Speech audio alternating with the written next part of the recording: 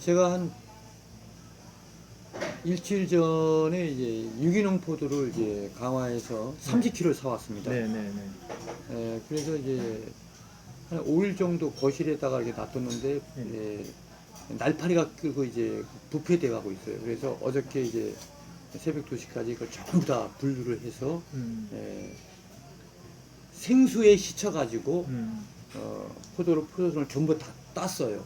땄고 아주 안 좋은 찌꺼기는 생수하고 이렇게 별도로 이렇게 모아놨습니다. 그리고 이제 여기 현장을 지금 견학하러 왔습니다만 제가 여쭤보고 싶은 것은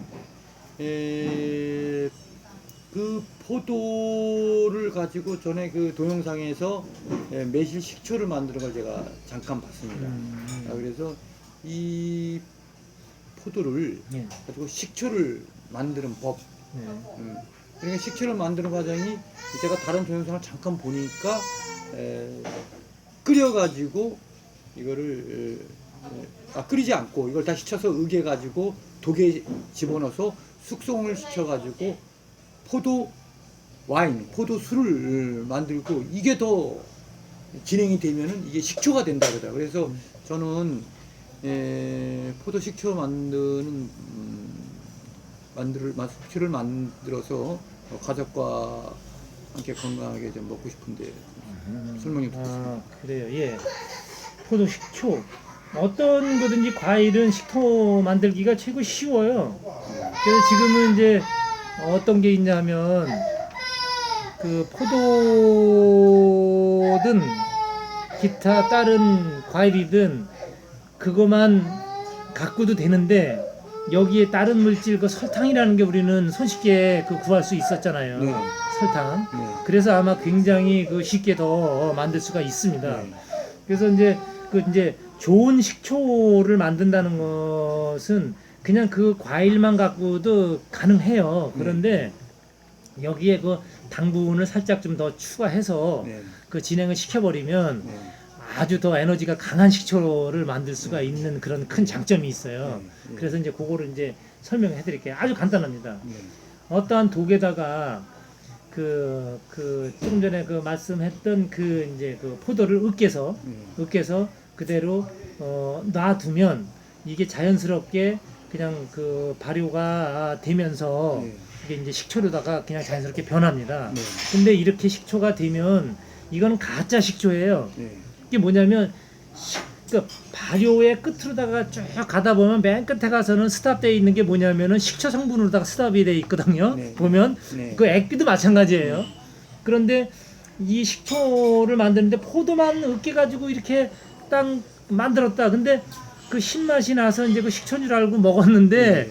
이게 어느 순간에 이게 변해요. 네. 위에 뭐 막 그 곱도 끼고 막 그래가지고 식초가 아니라 이상하게 뭐 먹을 수가 없는 이런 물질로 변한다는 거죠. 예, 그래서 그거는 이제 뭐냐면 그 과일에 들어있는 그 다른 그 물질이 굉장히 많아요. 그러니까 그 모든 물질이 다 발효가 돼서 식초로 가는 게 아니라 그 남는 것도 있다는 거죠. 그 찌꺼기라는 게 있습니다, 항상. 근데 그거를 처리를 하지 못하면 이런 현상이 나타나거든요. 그래서 요것은 그 으깨는데 지금 포도가 예를 들어서 30kg다. 이거를 포도 식초로다가 다 만든다. 그러면 여기에 10% 정도. 10% 정도. 그러니까 당도 그거를 뭐 잴 수 있으면 참 좋겠지만 그 포도의 당도가 우리는 굉장히 그 뭐 세다고는 하지만은 그 포도주가 될 만큼의 당도는 못 갖고 있어요. 사실은. 그래서 설탕을 좀 넣어서 그렇게 이제 와인을 담글 때도 이제 그런 거를 활용을 하고 있는데 그 똑같이 그렇게 이제 하시면 돼요. 그러니까 포도가 30kg다. 그러면 설탕은 한 10kg 정도를 꼭 가지세요. 10kg. 그 다음에 신설탕이요? 근데 뭐 유기농 설탕이면 좋은데 꼭 뭐 유기농 설탕을 안 하시더라도 유기농 설탕이 어디서 팝니까? 판매하는 데가 많이 있어요. 예, 저희 매장에서도 이제 팔고 있고요. 근데 그런 건 뭐 여기서 팔아요?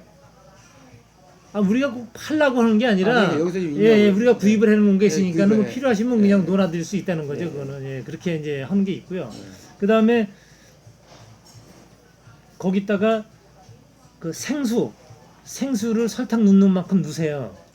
뭐 그럼 뭐야 아무런 의미가 없잖아. 뭐 이렇게 말씀하실 수가 있는데 의미 달라요. 그 생수 10kg. 예, 10리터. 예, 이게 10리터. 리터나 킬로나 아, 뭐 비슷하니까 같아요. 10리터. 예, 예. 그러니까 예. 그렇게 이제 예. 그 다시 한번 점검하면 예. 포도가 한 30kg다. 네. 그러면 지금 얘기 잘못했어요. 포도가 30kg다. 네. 거기에 10%면 얼마야? 3kg잖아요. 네, 3kg. 예, 3kg. 설탕 3kg. 설탕 3kg에다 물도 3리터. 네. 이제 이렇게 넣으시면 돼요.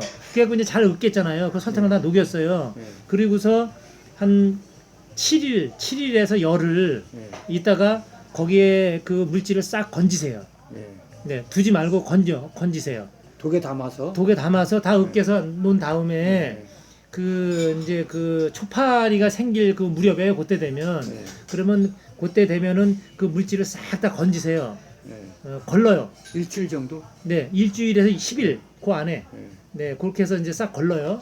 네. 걸른 다음에 그 위에 뚜껑을 밀봉을 하지 말고